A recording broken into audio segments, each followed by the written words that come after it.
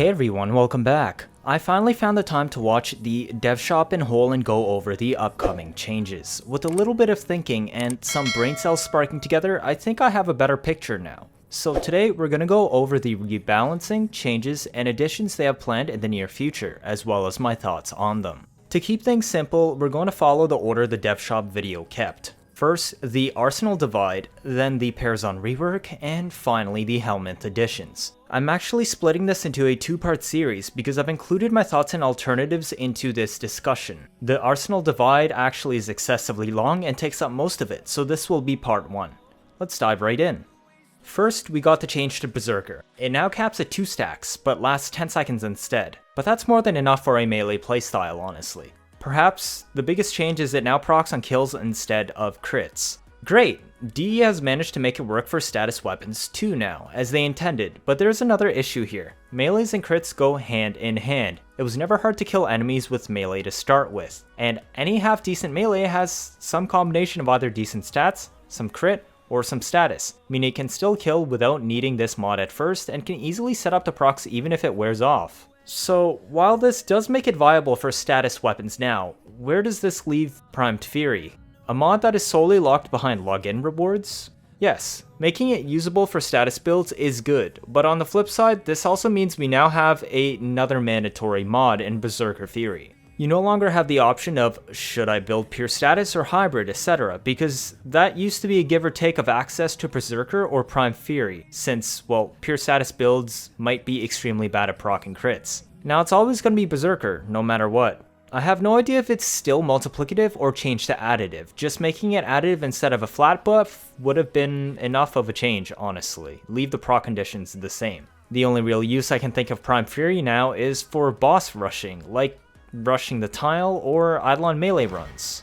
On the bosses, I guess you save 1 second by bringing Prime Fury instead? I guess it's useful for that, but these are the exact kind of speedruns DE doesn't like anyways, so I don't know what they're going for there. And we also know how many people are actually willing to do Eidolon melee runs, so in the end this Berserker change didn't really achieve anything. Yes, you can't stack it with Fury anymore, but quickening still exists, and that's a waste of slots in my eyes. All DE did was turn Berserker Fury into another mandatory mod and reduced build diversity, but that's another problem we'll leave for another day. But if they really wanted to address the attack speed problem, at least actually reduce the stats on attack speed mods or something. Their long-winded explanation is backwards and doesn't improve build options. Or buff Prime Fury, since it's locked behind login days anyways. I don't know. People probably hate that kind of stuff, but DE already made sure Prime Sure-Footed stays behind logins, and there isn't really any alternative. At least make your mod power scaling relative to freely accessible mods. TLDR, this quote-unquote nerf changed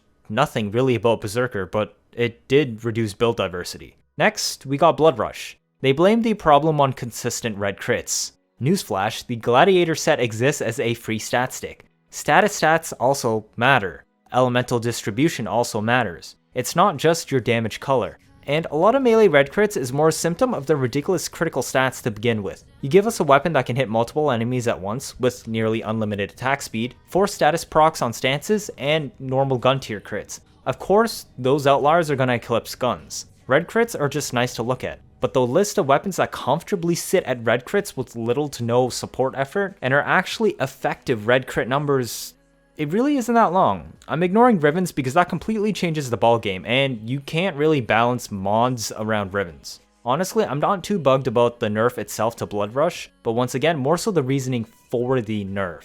Fix the problem weapons and bring the lesser stances and weapon types in line. DE has a problem with always throwing blanket changes instead of fixing the source. The mod pre and post nerf is still effective in my eyes. The issue is, some melee have crit stats so weak they couldn't use Blood Rush effectively even before or after the nerf. That is a much bigger issue, as well as the massive power gap between stances. You have made a new one for Warframe, Votive Onslaught. That was awesome.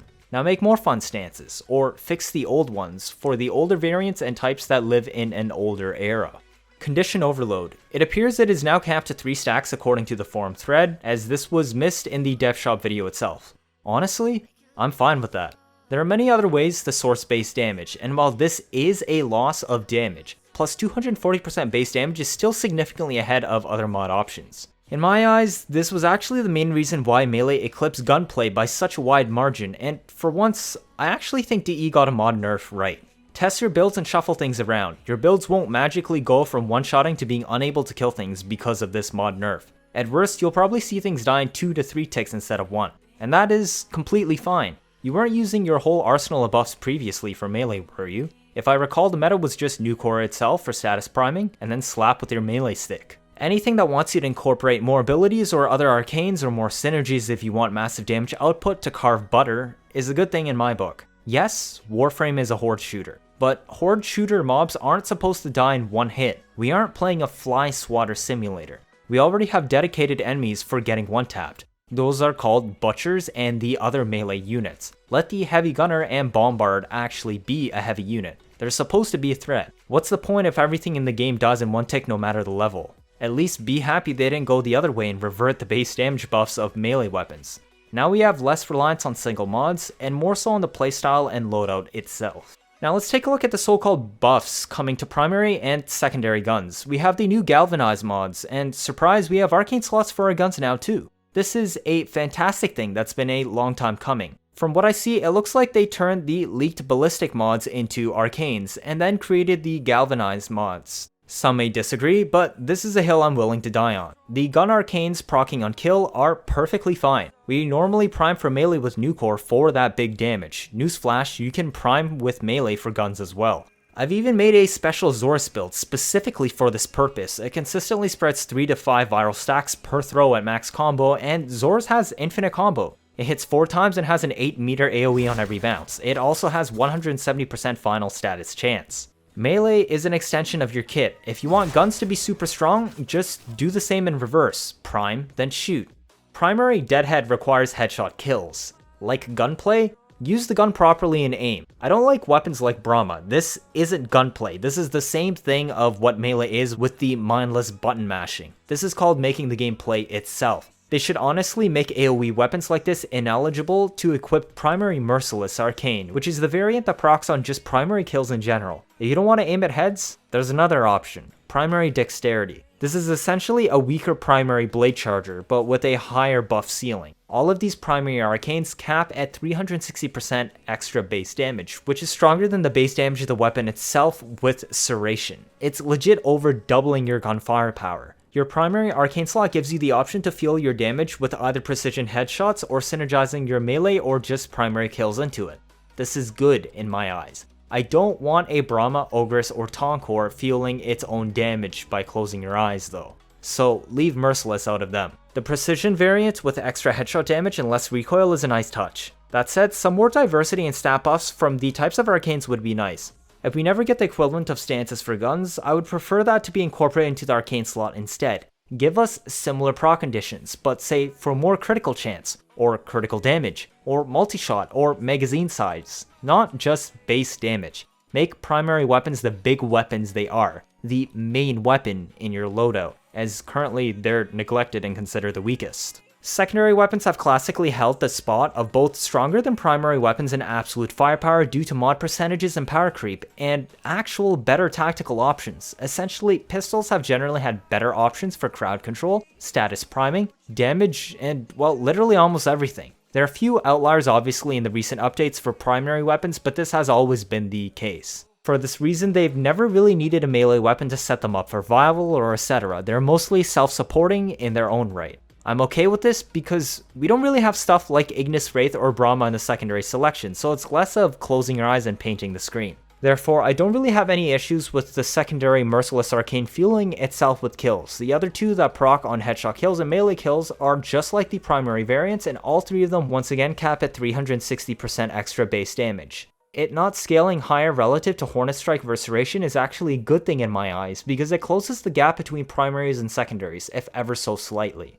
Next, we got the Galvanized mods for the guns. These mods give us scaling stats based on kills, essentially gun versions of Blood Rush and Condition Overload. We also get a version of scaling multi-shot for primary weapons and pistols, instead of Weeping Wounds. The Galvanized Blood Rush variants, being Scope and Crosshairs, actually require headshot kills to stack their effects. I'm not exactly too sure how I feel about this, but it is a pretty big buff, up to a total of an additional plus 200% crit chance on top of the base 120, meaning you get 320% extra crit chance. That's nothing to laugh at. Compared to actual melee, this makes their effective final CC with Blood Rush similar, as guns typically have a higher base critical chance than melee to start with.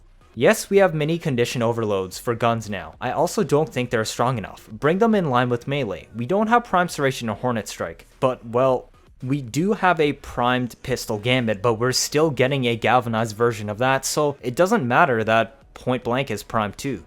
Give the Condition Overload mods plus 100% base damage, 2 stacks. Why the hell are you capping it to 40%? Or hell, scale it to weapon types. Serration is base 165, Hornet Strike 220, Prime Point Blank 165. Let's make the condition overloads for rifles and shotguns 120%, 2x stacks to max. Pistol, make it 160%, 2x stacks to max.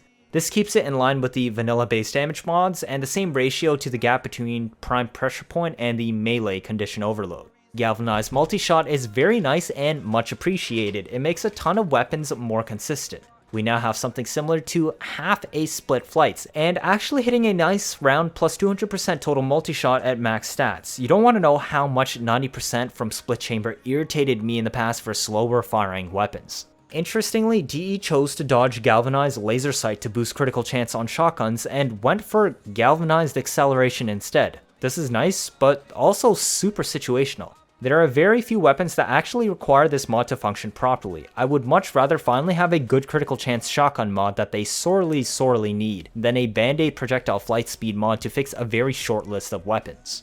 Honestly though, with the introduction of Galvanized mods, primary weapons are going to run into the problems secondary weapons already have, and it's just going to get worse for secondaries. Mod point bloating. Particularly with the condition overload gun variants, which cost 5 to 7 more mod points outright than their vanilla variants. These are essentially the equivalent of primed mods. Melee weapons got around this with stances that give increased capacity and combo capability. Why not give guns stances as well? However, these stances, which I'd like to call attachments, so like gun attachments, will be different. One for each weapon class, for example, snipers, assault rifles, launchers, bows, pistols, pistol shotguns, pistol SMGs, etc. They will come with variants that differ in their bonus trait, be it bonus base damage, bonus critical chance, bonus critical damage, because we literally have almost no other sources for this besides 2 mods, bonus flat status, because some guns can't use status properly otherwise, bonus multi-shot, or bonus magazine size, bonus fire rate, etc. Yes, this is power creep for guns, but hey, we were complaining about guns being too weak, so they could use it. It also opens up a whole new slew of modding options by letting the attachment cover for a downfall on the weapon or play forward a specific trait without being restricted by mod choices for that trait, and also increasing the total mod capacity to allow more primed mods and galvanized mods on the same build if you're willing to commit the former. Kuva weapons already have 80 capacity and up to a 60% base damage infused as in elemental. What's the harm in adding an extra 10 capacity to normal guns and a small base stat bump?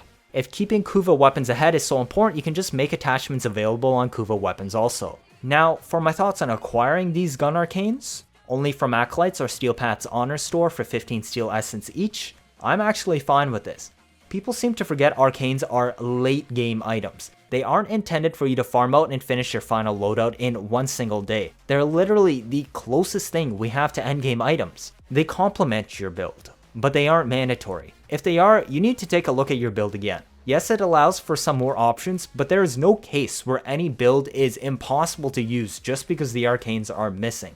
And if your argument is you can't use a 45 efficiency build to spam overpowered nukes, obviously that's not what the frame was intended for, and this is just what Energize Abuse allows. 15 steel essence doesn't take that long to get. If it's that much of a concern for you, farm up the plat and buy the arcanes off someone else. Yes, you need 10 stacks to max it out, I'm assuming, but hey, it's like that for every arcane in the game. That's always that way arcanes in general have been, and guess what? Arcane trading is healthy for the game economy. It's what keeps a lot of people farming, whether to supply people with arcanes for plat, or to farm for plat to buy the said arcanes, or even just to farm the arcanes for themselves. The market is also a lot more stable than Riven's and have nowhere near as ridiculous prices. The arcane market is very accessible to all players, so long as you actually make the effort for it. Now for the long-awaited discussion, let's talk Kuva Nukor. All they did was reduce the chain targets from 4 to 2. All this did is make it less viable for lazy gameplay of tap fire plus melee.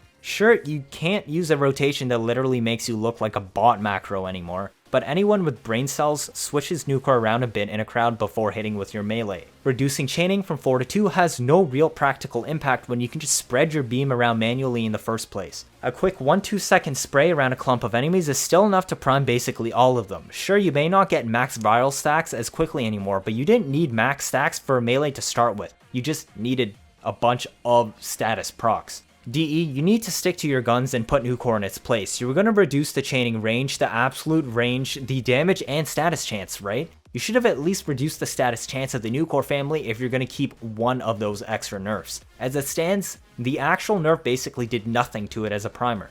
It can't kill as many enemies at once anymore, granted, but that's not the main reason why Kuva Nuker's usage is so high, is it? If we want actual kills with pistols, we have better options. I'm not impressed with this one because they actually didn't nerf it enough.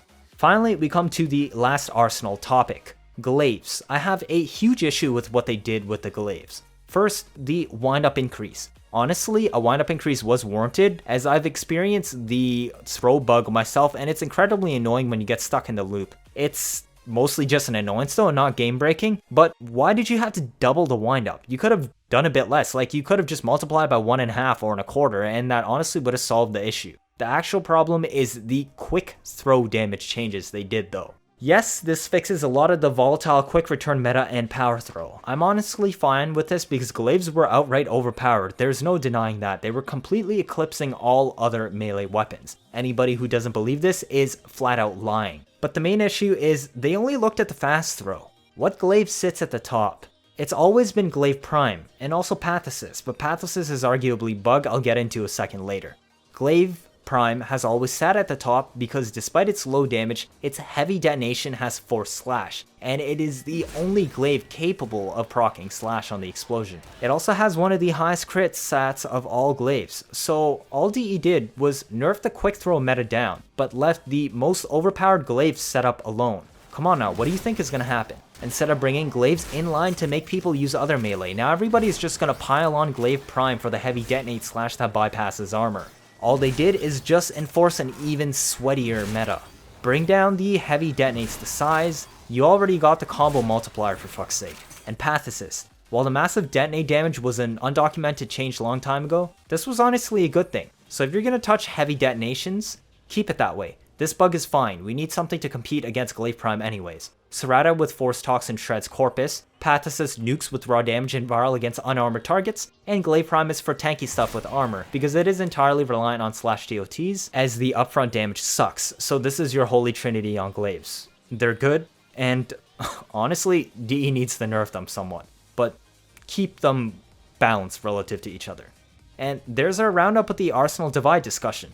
To sum it up, Berserker change just made Prime Fury relevant, and now Berserker Fury is a mandatory mod on all melee builds, assuming you're intending to kill things with your melee that is. A primed mod, which is locked behind login rewards, is now useless. Thanks DE, fantastic move. At least be consistent, leaving something like Prime Surefooted behind login days. The closest thing we got is Rolling Guard for that, I guess. The Blood Rush nerf is bad, not because it makes weapons weaker, but because this is a blanket nerf that doesn't make sense. Fix the crit stats of actual problem melee weapons and put them in line. All you did was make outliers less ridiculous than broken, but they are still broken, and now made actually low crit weapons completely useless. This is a slight exaggeration, but you get my point. The issue of melee critical chance wasn't the mod, but rather the span of weapons ranging literally from like 5% all the way up to 30-something% on something you can just hack and slash constantly multiple times per second and hitting multiple enemies. Outside of outliers, melee already had lower base CC than guns. Condition overload nerf is fine. This is a horde shooter game, not a fly swatter game. You aren't supposed to one-shot heavies outright in endurance. Sure, dying in 2 to 3 ticks is fine. Always one-shotting everything no matter what? That's no good. Find the missing base damage through arcanes and abilities. It's not like you ever supplemented your melee damage with abilities before unless it was specifically for CC or nuking setups. You want more damage? Bring more damage.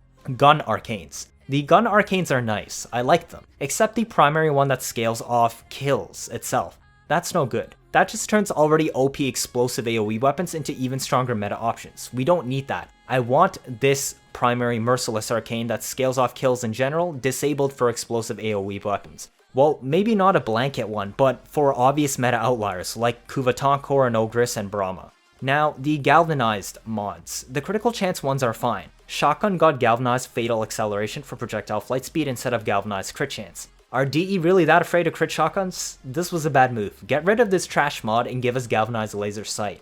The Gundition Overload mods increase their base scaling. 120% for rifles and shotguns, 160% for secondaries. So they scale proportionally to the base damage mods and the same ratio as the melee counterpart. Glaives, they were gutted, but I'm fine with that. What I'm not fine with is the Heavy Throw Detonate wasn't gutted proportionally. Do your job properly, DE. Everyone is now just going to migrate to Glaive Prime for the Heavy Detonate / DOTs because the Heavy Detonates were left untouched. All DE did was push Glaive meta towards the actual Glaive family and Prime. Bad move.